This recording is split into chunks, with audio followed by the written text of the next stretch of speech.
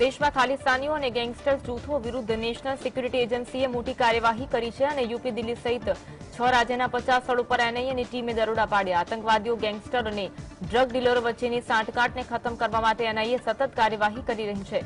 આ વખતે કાર્યવાહી એવા સમય થઈ રહી છે જ્યારે ખાલિસ્તાની આતંકવાદી હરદીપસિંહ નિજ્જરની હત્યાને લઈ કેનેડા અને ભારત વચ્ચે તણાવ વધી રહ્યું છે. એનઆઈએની તપાસમાં ખાલિસ્તાન, આઈએસઆઈ અને ગેંગસ્ટરની સાંઠગાંઠ અંગે ઘણા ઇનપુટ એકત્ર થયા. અત્યાર સુધી ધરપકડ કરાયેલા ગેંગસ્ટરો અને ખાલિસ્તાનીઓની પૂછપરછમાં ખુલાસો થયો છે કે ગેંગસ્ટર ખાલિસ્તાની સાંઠગાંઠનો ઉપયોગ ટેરર ફંડિંગ, હથિયારોની સપ્લાય તેમજ વિદેશી ધરતી પરથી રાષ્ટ્ર વિરોધી પ્રવૃત્તિઓ કરવા માટે થઈ રહ્યો હતો. એનઆઈએ હવે ખાલિસ્તાની સમર્થકો અને વિદેશી ધરતી પરથી ઓપરેટ કરતા ગેંગસ્ટરો પર મોટો હુમલો શરૂ કર્યો છે.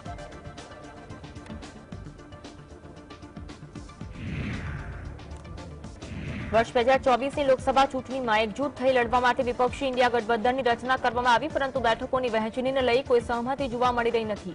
સૂત્રો પાસેથી મળતી માહિતી પ્રમાણે બેઠકોની વહેંચણીનો મુદ્દો 5 રાજ્યોની વિધાનસભા ચૂંટણી પછી જ લેવામાં આવી શકે છે. દિલ્હીના મુખ્યમંત્રી અરવિંદ કેજરીવાલે આપેલા ફોર્મ્યુલા પર પણ કોઈ ચર્ચા થઈ નથી. કેજરીવાલ 30 સપ્ટેમ્બર સુધીમાં બેઠકોની વહેંચણી પર ચર્ચા થાય તેવી ઈચ્છા રાખે છે. વાસ્તવમાં કોંગ્રેસ આ ગઠબંધનનું નેતૃત્વ કરવા માંગે છે. કોંગ્રેસ પહેલા પણ સંકેત આપ્યો હતો 5 રાજ્યોમાં વિધાનસભાની ચૂંટણી પછી સીટની વહેંચણી અંગે વાત કરશે. દેશના 5 રાજ્યોની ચૂંટણીને લોકસભાની ચૂંટણી પહેલા સેમીફાઇનલ માનવામાં આવી રહી છે.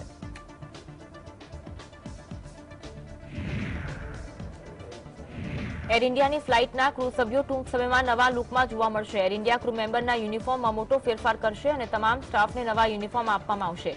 જોકે અત્યાર સુધી ફ્લાઇટ એટેન્ડન્ટ સાડીમાં જોવા મળતા હતા, ત્યારે હવે મળતી વિગત મુજબ મહિલાઓ માટે ચૂડીદાર ડિઝાઇન કરેલ યુનિફોર્મ પસંદ કરવામાં આવ્યો છે અને પુરુષ પરિચાલકો સૂટમાં જોવા મળશે. જોકે એર ઇન્ડિયાનો નવો યુનિફોર્મ ફેશન ડિઝાઇનર મનીષ મલ્હોત્રાએ ડિઝાઇન કર્યો. એર ઇન્ડિયામાં અંદાજે 6 દાયકા પછી યુનિફોર્મમાં મોટો ફેરફાર થશે. એરલાઇન્સે નવા યુનિફોર્મને લઈ અનેક વિકલ્પો આપ્યા હતા, જેમાં પહેરવા માટે તૈયાર સાડીઓનો પણ સમાવેશ હતો.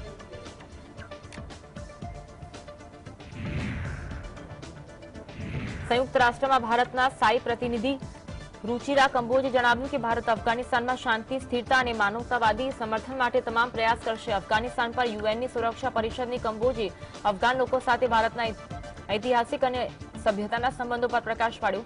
અફઘાનિસ્તાનના લોકોને માનવતાવાદી સહાય, શિક્ષણને લગતી શિષ્યવૃત્તિ ઉપલબ્ધ કરાવવી અમારી પ્રાથમિકતા છે. ભારત અફઘાનિસ્તાનમાં આતંકવાદને ડામવા, ડ્રગ્સની હેરાફેરી અટકાવવા અને મહિલા, બાળકો અને લઘુમતીઓના અધિકારોને પ્રોત્સાહન આપવાનો પ્રયાસ કરશે. ભારતે અફઘાનિસ્તાનને અનાજ, દવાઓ, રસી અને શિયાળામાં લોકોને ગરમ કપડાં અને શિક્ષણ માટેની સામગ્રીના રૂપમાં સહાય પૂરી પાડે છે.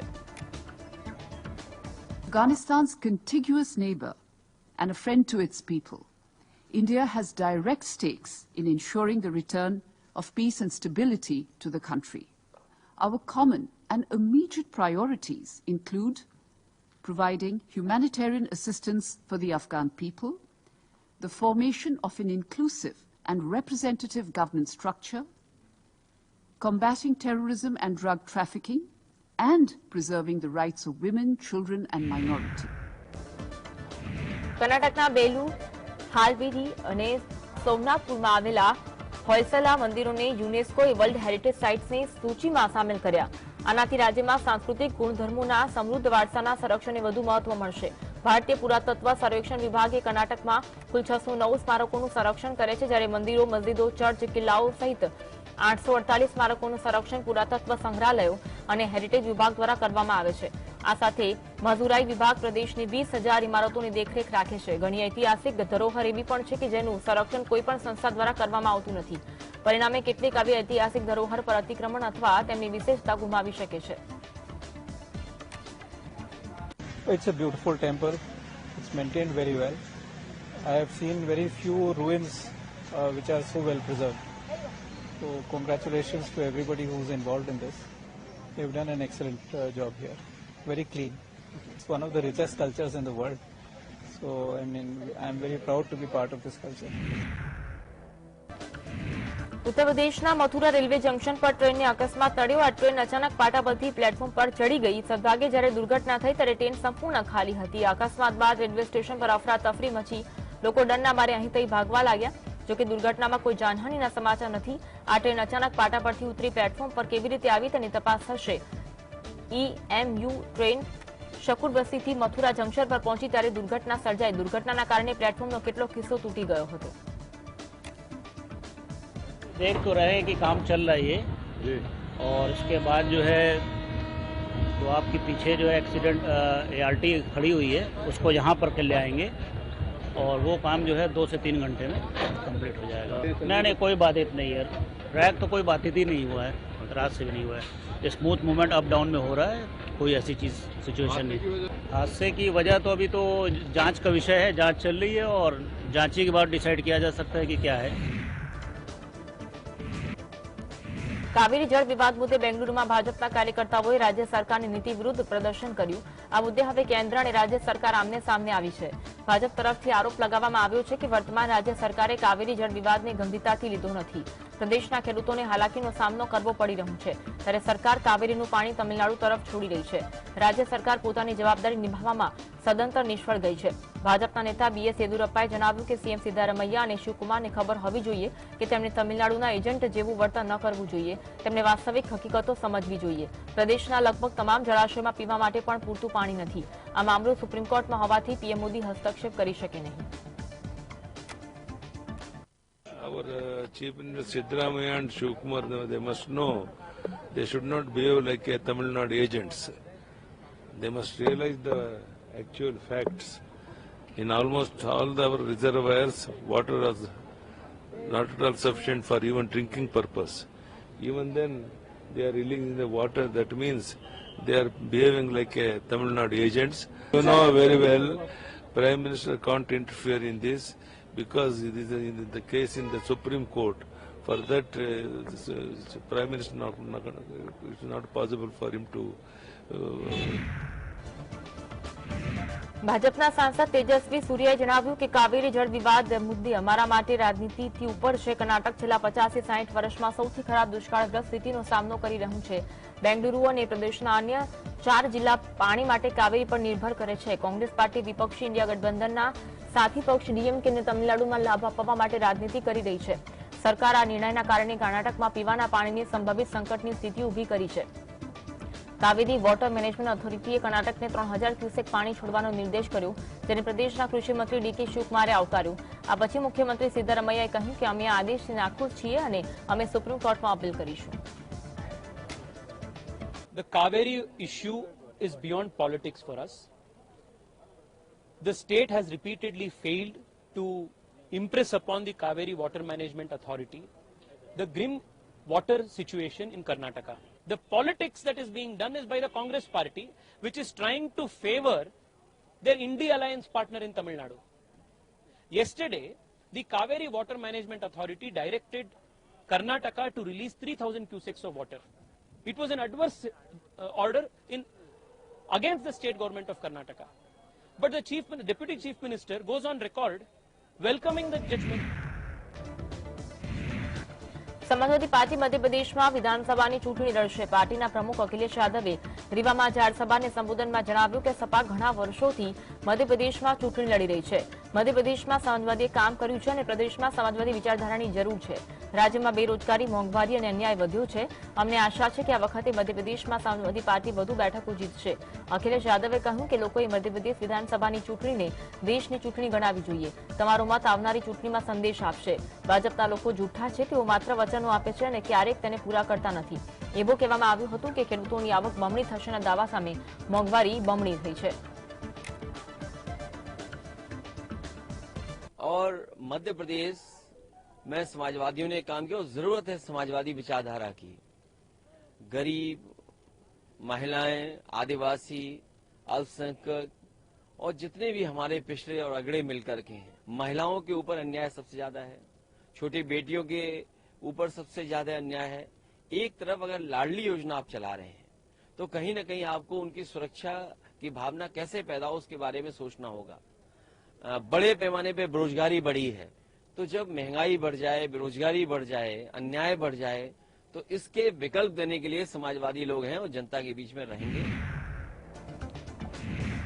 કેન્દ્રીય મંત્રી ગજેન્દ્રસિંહ શેખાવતે જણાવ્યું કે રાજસ્થાનની ગેહલોત સરકાર વર્તમાન સમયની સૌથી ભ્રષ્ટ સરકાર છે।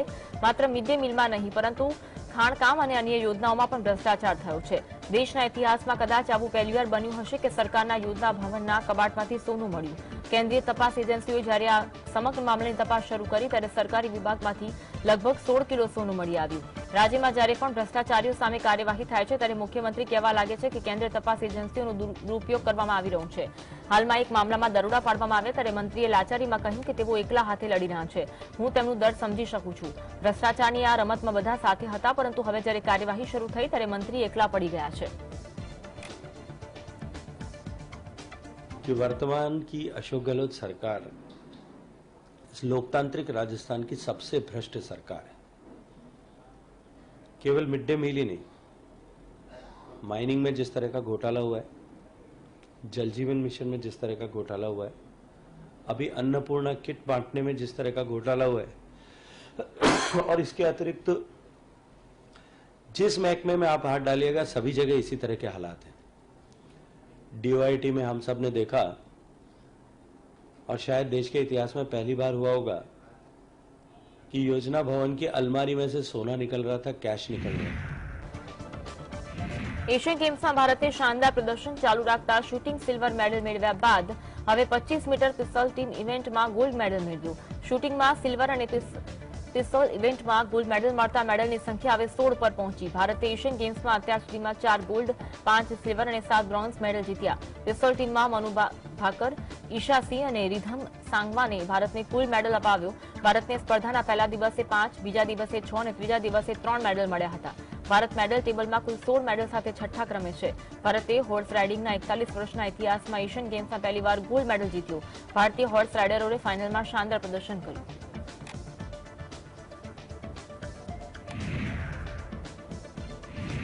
ચીનના હાઝમુમાં આયોજિત એશિયન ગેમ્સ 2023માં ભારતની મહિલા ખેલાડી આશી ચોકસી, સિફત કૌર સમરા અને માનિની કૌશિકે 50 મીટર રાઇફલ 3 પોઝિશન ટીમ ઇવેન્ટમાં સિલ્વર મેડલ જીત્યું. આ રીતે ત્રણેય દીકરીઓએ દેશનું ગૌરવ વધાર્યું. ભારતે મહિલાઓની 50 મીટર રાઇફલ 3 પોઝિશન ટીમ ઇવેન્ટમાં કુલ 1764 પોઈન્ટ સ્કોર કર્યો. ચીને ગોલ્ડ મેડલ જીત્યો. કોરિયાએ 1756નો સ્કોર કરી બ્રોન્ઝ મેડલ જીત્યો. ભારતે ચોથા દિવસે શૂટિંગ દ્વારા પહેલો મેડલ જીત્યો હતો. આ પછી ભારતે મહિલાઓની 25 મીટર ટીમ ઇવેન્ટમાં ગોલ્ડ મેડલ મેળવ્યો. મનુ ભાકર, રિધમ સાંગવાન અને ઈશા સિંહની ટીમે 25 મીટર ટીમ ઇવેન્ટમાં 1729ના સ્કોર સાથે ગોલ્ડ जीत्यो હતો. काफ़ी अच्छी फीलिंग है. So I am the only one right now जिसके पास एशियन गेम्स के 3 मेडल हो चुके हैं. So it's a hat trick and I am really happy for it. Team was really good. We were expecting a gold but okay, like जो मिल रहा है इसमें we are satisfied. And for the individual I was like looking forward to it and I really wanted a medal, so yeah, I got it. I'm happy.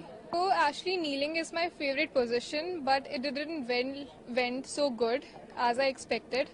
So after that, like many were asking me that I got stressed or what I was thinking. દેશની આંતરરાષ્ટ્રીય સરહદ પર હવે anti drone સિસ્ટમથી નજર રાખવામાં આવશે, જે અંગે ગૃહમંત્રી અમિત શાહે માહિતી આપી. અમિત શાહે જણાવ્યું કે ભારત સરકાર બોર્ડર પર સિક્યુરિટી મજબૂત કરવા માટે પ્રતિબદ્ધ છે, જેને ધ્યાનમાં લઈને બોર્ડર પર એન્ટી ડ્રોન સિસ્ટમ તૈનાત કરવામાં આવશે.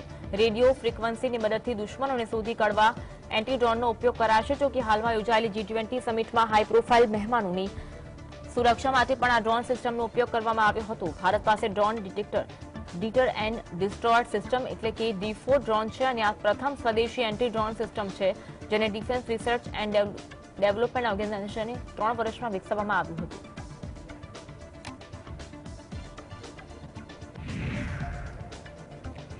Army chief general Manoj Pandey કહ્યું કે ઇન્ડો પેસિફિક માટે ભારતનો અભિગમ આ ક્ષેત્રના તમામ દેશોની પ્રાદેશિક અખંડિતતાના સન્માન, વિવાદોના શાંતિપૂર્ણ ઉકેલના ઉપયોગથી બચવા પર ભાર મૂક્યો છે. ભારત આયોજિત 13મી ઇકો પેસિફિક મિલિટરી ચીફ કોન્ફરન્સના ઉદઘાટન સત્રમાં જનરલ પાંડે સમગ્ર મુદ્દે વાત કરી હતી. અંદાજે 35 દેશોની સેનાઓના પ્રતિનિધિઓની હાજરીમાં તેમણે કહ્યું કે આપણી સામે મહત્વપૂર્ણ પડકારો છે, પણ આપણી સામૂહિક શાણપણ અને શક્તિ પણ એટલી જ મહત્વની છે. આપણે એ વાતને ઓળખવી જોઈએ કે તમામ દેશોની પદ્ધતિઓ અલગ હોઈ શકે, પણ ધ્યેય સ્વતંત્ર ઇન્ડો પેસિફિક એક જ છે. શાંતિ અને સ્થિરતા સુનિશ્ચિત કરવા માટે પ્રદેશના તમામ પક્ષો સાથે રચનાત્મક સંવાદ માટે ભારતની પ્રતિબદ્ધતા અતૂટ અને અડગ છે. ઇન્ડો પેસિફિકના મહત્વ પર ભાર આપતા તેમણે કહ્યું કે ઇન્ડો પેસિફિક ક્ષેત્ર માત્ર રાષ્ટ્રોનો સમૂહ નથી, પરંતુ એકબીજા પર પરસ્પર નિર્ભરતાનું ઉદાહરણ છે.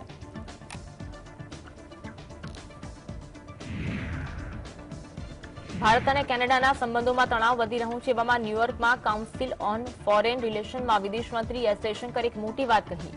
ખાલિસ્તાની નેતા હરદીપસિંહ નિજ્જરની હત્યા અંગે કહ્યું કે જો કેનેડા ચોક્કસ માહિતી આપશે તો ભારત પગલાં લેવાની ખાતરી આપે છે. તેમણે કહ્યું કે અમે તેના પર વિચાર કરવા તૈયાર છીએ. વધુમાં વિદેશ મંત્રીએ કહ્યું કે જો કેનેડા પાસે કંઈક વિશેષ હોય અને જો આ હત્યાના સંબંધમાં કંઈક વિશિષ્ટ હોય તો તેને જોવા માટે ભારત તૈયાર છે. ઉલ્લેખનીય છે કે ભારત પર હરદીપસિંહ નિજ્જરની હત્યાનો આરોપ લગાવ્યા બાદ ભારતે કેનેડા પાસે પુરાવા માંગ્યા હતા, જો કે કેનેડા હજી પણ પુરાવા રજૂ કરી શક્યું નથી અને માત્ર બફાટ કરે છે. એસ જયશંકરે કહ્યું કે છેલ્લા કેટલાય વર્ષોમાં કેનેડામાં ઘણા સંગઠિત અપરાધો થયા છે અને ભારત સરકારે આ સંબંધમાં કેનેડાની ઘણી માહિતી આપી છે.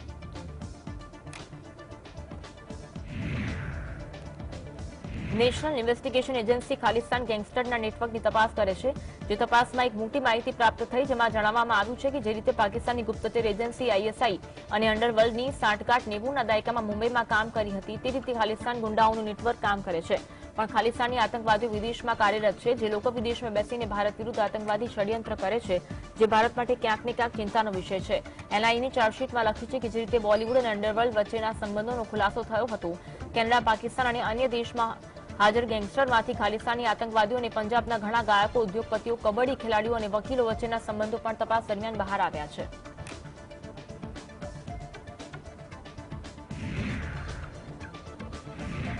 એનસીપીના વડા શરદ પવારે મહિલા આરક્ષણ બિલ પર નિવેદન આપ્યું. તેઓએ પીએમ મોદી પર પણ નિશાન સાધતા કહ્યું કે દેશના પીએમ સંસદમાં મહિલા આરક્ષણનો નિર્ણય લીધો છે, જેના 2 સભ્યો સિવાય કોઈએ વિરોધ કર્યો નથી. દેશમાં ક્યારેય કોઈ પક્ષે મહિલા આરક્ષણ બિલ પર વિચાર કર્યો નથી.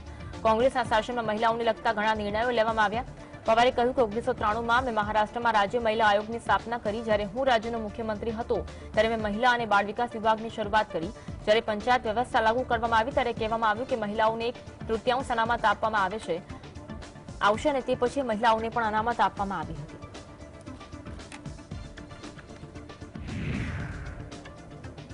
મધ્યપ્રદેશમાં આગામી વિધાનસભા ચૂંટણી માટે ભાજપે ઇન્દોર 1 વિધાનસભા મતવિસ્તારમાંથી ઉમેદવાર જાહેર કર્યા. ભાજપે અત્યાર સુધી રાજ્યમાં વિધાનસભા ચૂંટણી માટે જાહેર કરેલા તમામ ઉમેદવારો સૌથી વધુ ચર્ચામાં રહેલા કૈલાશ વિજયવર્ગીયનું છે, જેમને ઇન્દોર 1ની મેદાનમાંથી ઉતરવામાં આવ્યા. ભાજપના રાષ્ટ્રીય મહાસચિવ કૈલાશ વિજયવર્ગીયે કહ્યું કે તેઓ ચૂંટણી લડવા માંગતા નહોતા, પરંતુ પાર્ટીએ તેમને પસંદ કર્યા હોવ હવે તેઓની તૈયારી છે. મંચ પરથી પાર્ટી કાર્યકર્તાઓને સંબોધતા કૈલાશ વિજયવર્ગીયે કહ્યું કે સાચું કહું તો મને ચૂંટણી લડવાની 1% પણ ઈચ્છા નહોતી. મેં માત્ર જાહેર સભાઓમાં આવવાનું આયોજન કર્યું હતું, પરંતુ હવે પાર્ટીના આદેશ સર્વોપરી છે. પરંતુ જો પાર્ટીએ અમને પસંદ કર્યું છે તો અમે હવે તૈયાર છીએ. મને વિશ્વાસ નથી આવતો કે મને ટિકિટ આપવામાં આવી છે. मैं आपको विश्वास दिलाता हूं, मेरे को जितना समय मिलेगा मैं आऊंगा, जितने दरवाजे जा पाऊं जाने की कोशिश करूंगा. नहीं जा पाया तो आपकी जवाबदारी है कि विधानसभा क्षेत्र क्रमांक 1 का एक भी दरवाजा छूटे नहीं. आप स्वयं कैलाश विजयवर्गीय बन के लोगों के चरण स्पर्श करके उनसे आशीर्वाद लें और एक रिकॉर्ड जीत यहाँ पर होना चाहिए, ये मेरी आपसे अपेक्षा है. કેરળના તિરુવનંતપુરમમાં શિક્ષણ મંત્રી આર બિંદુએ જણાવ્યું કે એઆઈએ માનવ જીવનના તમામ ક્ષેત્રો પર જબરદસ્ત પ્રભાવ પાડવાનું શરૂ કર્યું છે, તેથી આપણે તેની સંભવિત પરિણામો વિશે વિચારવાની જરૂર છે. ત્રિવેન્દ્રમમાં generative AI and the future of એજ્યુકેશનના ઇન્ટરનેશનલ કોન્ક્લેવનું 30મી સપ્ટેમ્બર અને 1 ઓક્ટોબરના રોજ આયોજન કરવામાં આવશે. આર્ટિફિશિયલ ઇન્ટેલિજન્સનો શિક્ષણ સહિત અનેક ક્ષેત્રોમાં ઉપયોગ કરી શકાય છે. એઆઈ કોન્ક્લેવમાં રાષ્ટ્રીય અને આંતરરાષ્ટ્રીય સ્તરના નિષ્ણાતો હાજરી આપશે અને ડેટા એકત્ર કરી તેનું વિશ્લેષણ કરશે અને ત્યારબાદ અમે આ વિશે આગળ નિર્ણય કરીશું.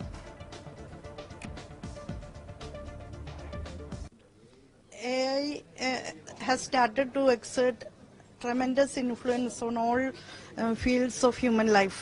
So it is inevitable for us to consider the far-reaching consequences of AI. This conclave is intended to scrutinize the possibilities which AI might bring to the field of education, not only education but also the other sectors of life. So the experts will be participating from national and international level institutions. દેશમાં સૌથી ધનિક Reliance ફાઉન્ડેશનના સ્થાપક અને chairperson Nita અંબાણીએ rotary club of Bombay દ્વારા પ્રતિષ્ઠિત citizen of Mumbai 2023-24થી સન્માનિત કરવામાં આવ્યા. રિલાયન્સ ફાઉન્ડેશને ટ્વીટ કરી આ એવોર્ડ વિશે માહિતી આપી. નીતા અંબાણીને પરિવર્તનશીલ સંસ્થાઓ દ્વારા આરોગ્ય સંભાળ, શિક્ષણ, રમતગમત, કલા અને સંસ્કૃતિના ક્ષેત્રોમાં તેમના નોંધપાત્ર યોગદાન માટે આ પુરસ્કાર આપવામાં આવ્યો. સન્માન મેળવ્યા બાદ નીતા અંબાણીએ કહ્યું કે આપણા શહેર અને સમુદાય માટે રોટરી ક્લબ ઓફ બોમ્બેના અમૂલ્ય યોગદાન માટે હું નમ્રતાપૂર્વક આ ઓર્ડર સ્વીકારું છું. મારા સસરા ધીરુભાઈ અંબાણીએ 1969માં માનદ રોટરીયન બન્યા ત્યારથી રોટરી ક્લબ સાથે મારા કુટુંબનું જોડાણ દાયકાનું જૂનું છે. જે બાદ 2003માં મુકેશ બન્યા હતા. રોટેરિયન તરીકે આ મારું 25મું વર્ષ છે.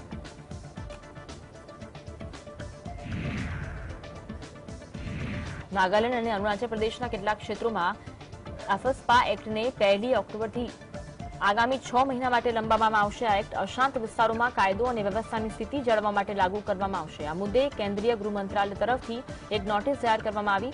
Armed forces special power act એક એવો કાયદો છે જે સેના અને અન્ય કેન્દ્રીય અર્ધલશ્કરી દળોને દરોડા અને ઓપરેશન ચલાવવાની અને કોઈપણ પૂર્વ માહિતી અથવા ધરપકડ વોરંટ વિના કોઈપણ જગ્યાએ કોઈપણ વ્યક્તિની ધરપકડ કરવાની મંજૂરી આપે છે.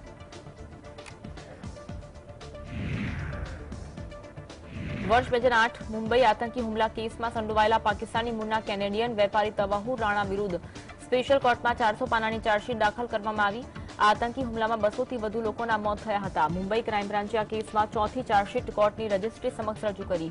તવાહુર રાણા વર્તમાન સમયમાં અમેરિકાની કોર્ટમાં બંધ છે. પોલીસ તપાસમાં સામે આવ્યું કે પાકિસ્તાની અમેરિકી આતંકી ડેવિડ હેડલી સાથે મળી રાણાએ 26/11 મુંબઈ આતંકી હુમલાનું કાવતરું રચ્યું હતું.